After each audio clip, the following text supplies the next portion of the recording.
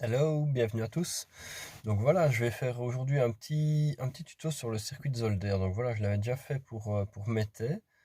Ici, je me suis dit que j'allais faire un pour Zolder, ça pouvait être sympa. Et comme ça, bah, ceux qui ne connaissent pas le découvrent, ceux qui ont un peu des difficultés pourraient peut-être être aidés. Euh, voilà, je me suis dit que ça pourrait être sympa. Alors Zolder est un peu plus rapide que Mété parce qu'il y a plus d'endroits où on est à des vitesses plus élevées. Mais on peut garder la même démultiplication qu'un Mété. Franchement, on ne va pas beaucoup plus vite au final. C'est juste qu'on y est plus souvent. Euh, il y a moins de technicité dans le circuit, donc on est moins vite crevé. Euh, mais il a quand même des petits points négatifs.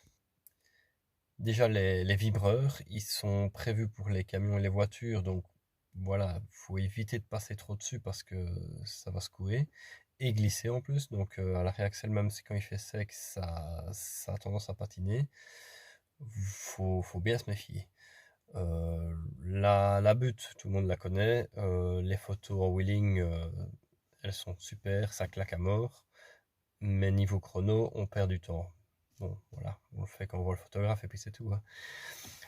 Sinon, qu'est-ce qu'il y a d'autre comme point négatif? C'est déjà les dB. Donc voilà, les dB, ça, c'est partout pareil, il y a des misères avec ça. Mais Zolder, c'est particulier, c'est 98 dB. Donc c'est assez bas, je trouve. Avant c'était 95, là, c'était encore pire, c'était le carnage. On faisait 2 tours et puis on rentrait. Donc l'autre possibilité qui vous reste, c'est de réserver un jeudi avec Motorsport School. C'est un poil plus cher, je crois que c'est 199 pour l'instant, ça augmente tout le temps, donc on verra bien l'année prochaine. Mais 199 € et alors on a une journée sans limite de bruit. Donc il n'y a même pas besoin de prendre le DB Killer, on peut y aller à fond, quoi. C'est nos limites. Sinon, l'autre problème de Zolder, c'est qu'on est souvent à beaucoup de pilotes. Donc il fait 4 km ce circuit. Il y a moyen d'avoir un tour clair, c'est pas le problème. Le problème, c'est les chutes. Donc, sur un groupe de 55, il y en a toujours bien qui vient à se foirer. En espérant que ce soit pas vous. Mais sinon, le problème de cette chute, bah, c'est que fatalement la session est annulée quand c'est trop grave. Drapeau rouge, ben, on rentre tous le temps d'évacuer, bah, la session elle est finie. Et s'il n'y a pas de médecin, bah, la session suivante ne démarre pas. Donc on se retrouve souvent avec des sessions manquantes à Zolder.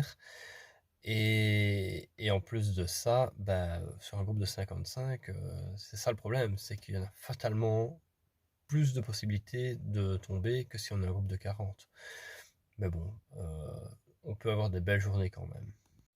Voilà, c'est parti. Alors, on se resserre à droite directement pour bien prendre large à gauche après.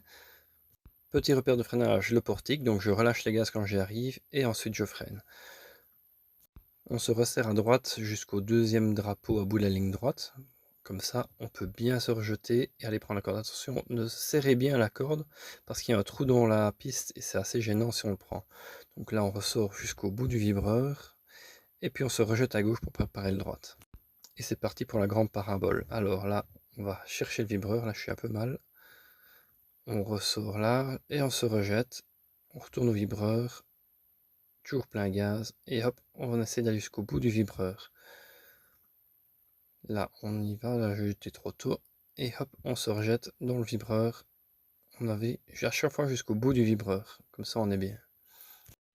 Voilà, de nouveau ligne droite. Et on reprend de nouveau un point de repère pour le freinage. De nouveau, une passerelle, c'est parfait. Voilà, vous lâchez les gaz, vous freinez. Vous serrez bien à droite pour préparer. Et il y a moyen d'essayer de couper court ici dans le vibreur. Et d'aller rejoindre l'autre vibreur. Clac, clac, comme ça on fait le petit passage. Et puis on y va, on rattaque. Voilà, on arrive à la butte à Zolder, donc soit on garde les gaz et on a une belle photo wheeling, soit on coupe et on remet les gaz une fois qu'on l'a passé. On serre bien à gauche, et quand on est redressé, on peut mettre les freins. On serre bien à gauche, hop, et on vise de nouveau les vibreurs. On essaye de passer dessus sans aller trop loin, parce qu'attention, il y a des vibreurs camions, et en moto c'est assez méchant. Voilà, d'un vibreur à l'autre, on peut les frôler les jaunes, mais surtout pas rouler dessus. Et alors, ici, on essaye de casser le virage, de serrer et d'aller rejoindre la corde là-bas au bout, pour de nouveau enchaîner le virage suivant. Ici je l'amorce un peu trop vite. Donc voilà, on continue. On va rejoindre la corde. Voilà, j'ai été trop vite donc je n'arrive pas à la rejoindre. Et puis ici, on accélère, ça se resserre à droite, hop, et on va rechercher le point de freinage quand on redresse. On se remet à gauche pour prendre l'enchaînement suivant. Voilà, toujours rester à gauche. Voilà, je me jette trop vite dans le virage, du coup je vais être pénalisé par la suite. Attention aux vibreurs quand même, ils sont assez glissants, donc si on garde plein gaz dessus, ça va patiner. Il y a moyen de les couper, mais voilà, faut passer la vitesse. Là, ici aussi, je prends la passerelle comme point de repère pour lâcher les gaz et freiner. Donc là, on arrive, on va aller freiner jusqu'au niveau du vibreur. Donc on va aller vraiment tout au bout du vibreur, pas freiner, pas prendre son angle trop tôt. On va aller comme ça ici. J'arrive là, bien serré à droite, ici au vibreur. Et quand on arrive au bout, clac, on enchaîne pour aller chercher le vibreur en face. Et hop, on rebalance de l'autre côté, de nouveau au vibreur. Et on peut se redresser pour aller chercher l'extérieur du virage. Et on est parti pour la ligne droite.